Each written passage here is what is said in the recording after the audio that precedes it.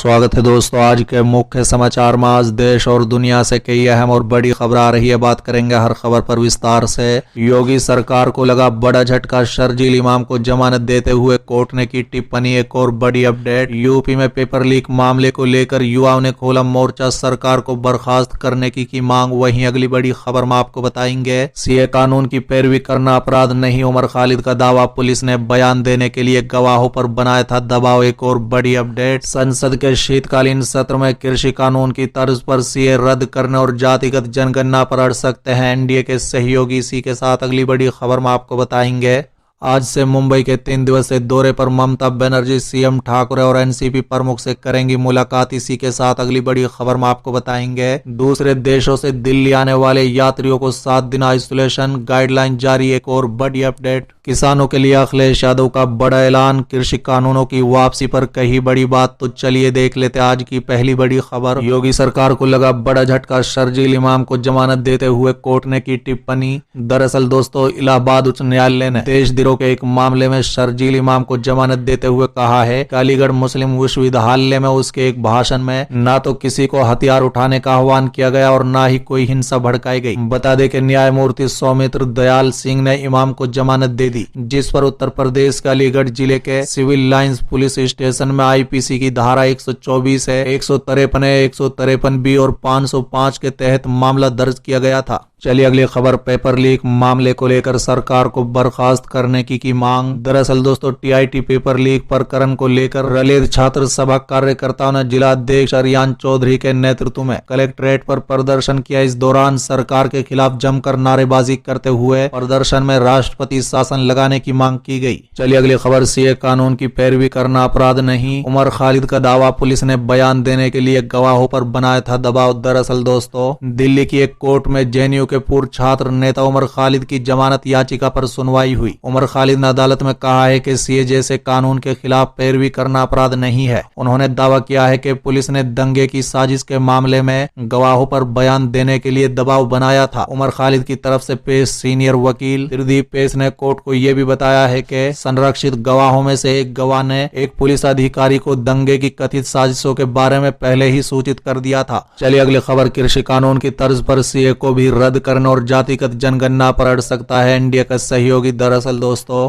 National people's party ने जहां नागरिकता संशोधन कानून को वापस लेने की मांग की, वहीं जेडीयू, अपना दल, आरपीआई जैसे दल जातिगत जनगणना के मामले में सरकार को स्पष्ट रुख अपनाने की मांग कर रहे हैं। बता दें कि पीएम नरेंद्र मोदी और गृह मंत्री अमित शाह की अनुपस्थिति में शीतकालीन सत्र पर रणनीति बनाने के लिए हुई एनडीए की बैठक के बाद एनपीपी के नेता अगाथा संगमा ने कहा है कि मैंने सीए को वापस लेने की मांग रखी है। इस कानून के कारण पूर्वोत्तर में लगातार असमंजस की स्थिति बनी हुई है। अनुसूचित जनजाति वर्ग के लोगों के पास नागरिकता से संबंधित ठोस दस्तावेज नहीं है। इसी कारण असम में जनजाति वर्ग के कई लोगों को मुश्किलों का सामना करना पड़ रहा है। बता दें कि संगमा ने कहा है कि पूर्वोत्तर के लोगों की भावनाओं का आदर किया जाना चाहिए। वहीं जेडीयू, अपना दल और आरपीआई ने सरकार से जातिगत जनगणना के मामले में स्पष्ट रुख अपनाने की मांग की। चलिए अगली खबर, आज से 3 दिवसीय दौरे पर मुंबई के लिए रवाना हुई ममता बनर्जी सीएम ठाकरे और एनसीपी प्रमुख से करेंगी मुलाकात। दरअसल दोस्तों, राष्ट्र राजधानी में 4 दिनों तक प्रधानमंत्री नरेंद्र मोदी से लेकर अन्य बड़े नेताओं के साथ मुलाकात करने के बाद पश्चिम बंगाल की मुख्यमंत्री ममता बनर्जी मुंबई के दौरे पर जाएंगी।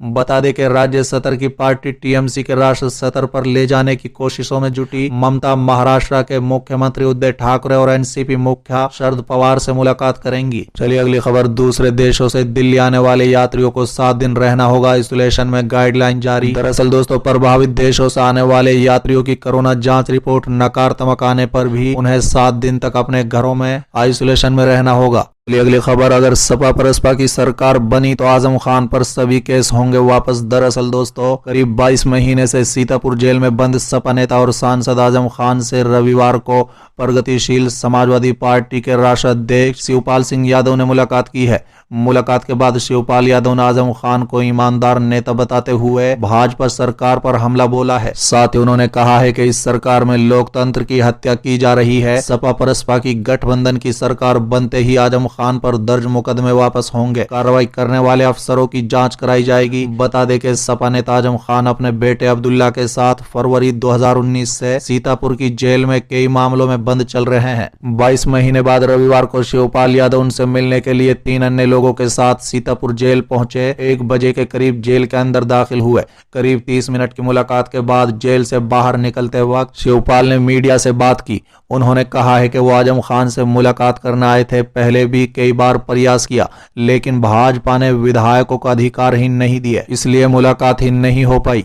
चलिए अगली खबर। किसान महापंचायत की बैठक में बड़ा फैसला, आगामी चुनाव में बीजेपी को हराने का किया आह्वान। दरअसल दोस्तों, मुंबई में रविवार को आयोजित किसान महापंचायत में आगामी सभी विधानसभा चुनाव में भारतीय जनता पार्टी को हराने का आह्वान किया गया और अन्य मांगों के लिए लड़ाई जारी रखने का संकल्प लिया गया है। बता दें कि महापंचायत में कृषि कानूनों को निरस्त करने में भाजपा और आरएसएस सरकार पर साल भर से चले आ रहे किसानों के संघर्ष की ऐतिहासिक जीत का जश्न मनाया और बाकी मांगों के लिए लड़ने का संकल्प भी जताया। चलिए अगली खबर। बिहार के पूर्व सीएम लालू यादव की जान को खतरा, साजिश करके मारने का है प्लान, पप्पू यादव ने किया बड़ा दावा। दरअसल दोस्तों, जन अधिकार पार्टी के राष्ट्रीय अध्यक्ष पप्पू यादव ने रविवार को बड़ा बयान देते हुए कहा है कि बिहार के पूर्व सीएम लालू प्रसाद यादव की जान को खतरा है। बता दें कि पूर्व सांसद पप्पू यादव ने कहा है कि लालू का परिवार ही उनकी जान लेना चाहता है। जाप अध्यक्ष ने कहा है कि रजत सुप्रीमो सच में बीमार है, मगर उनका परिवार इलाज के नाम पर राजनीति कर रहा है। पटना में प्रेस वार्ता के दौरान पप्पू यादव ने राष्ट्रीय जनतांत्रिक गठबंधन यानी रजग सरकार पर भी हमला किया।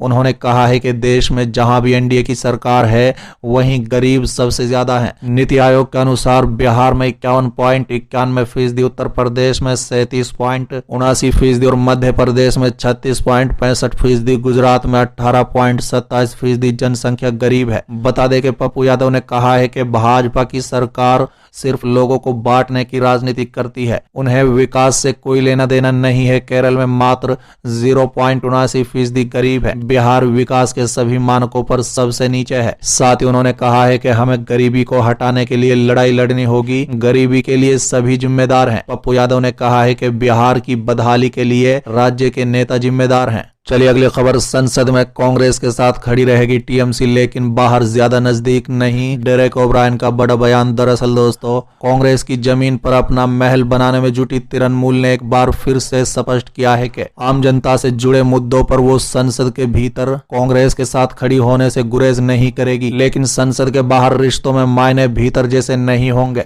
बता दें कि तृणमूल सांसद डेरेक ओब्रायन ने कहा है कि हम कांग्रेस के साथ कहीं पर भी सत्ता में नहीं है, लिहाजा कांग्रेस के दूसरे दलों से जैसे संबंध है वैसे हमारे साथ नहीं हो सकते। बता दें कि ममता की तृणमूल सोनिया गांधी की कांग्रेस के साथ 2012 तक सत्ता में भागीदार थी, लेकिन पेट्रोल डीजल के दामों पर वो यूपीए से बाहर आ गई। बता दें इसके बाद यूपीए सरकार सपा बसपा से मिले बाहरी समर्थन पर चलती रही, लेकिन ममता से कांग्रेस के रिश्ते लगातार खराब होते चले गए। हाल ही में ममता ने अपने इरादे ये कहकर जता दिए कि हर बार दिल्ली आने पर सोनिया गांधी से मिलना जरूरी तो नहीं है। चलिए अगली खबर। अखिलेश के साथ आएंगे भीम आर्मी चीफ चंद्रशेखर रावण, सपा से गठबंधन को लेकर कही बड़ी बात। दरअसल दोस्तों, उत्तर प्रदेश विधानसभा चुनाव से प्रदेश में सियासी हलचल तेज हो गई है। बता दें कि यूपी में सियासी जमीन तलाश रहे भीम आर्मी चीफ चंद्रशेखर रावण ने समाजवादी पार्टी का अध्यक्ष अखिलेश यादव से मुलाकात के बाद शाम को लखनऊ में प्रेस कॉन्फ्रेंस की। बता दें कि चंद्रशेखर ने अखिलेश यादव से मुलाकात को लेकर पूछे गए सवाल पर कहा है कि देखिए, पार्टी ने तय किया है कि हम गठबंधन के साथ चुनाव लड़ेंगे। मुलाकातें तो पहले से होती आ रही हैं, आगे भी होती रहेंगी, लेकिन अब तक कोई ठोस बात नहीं हो पाई है।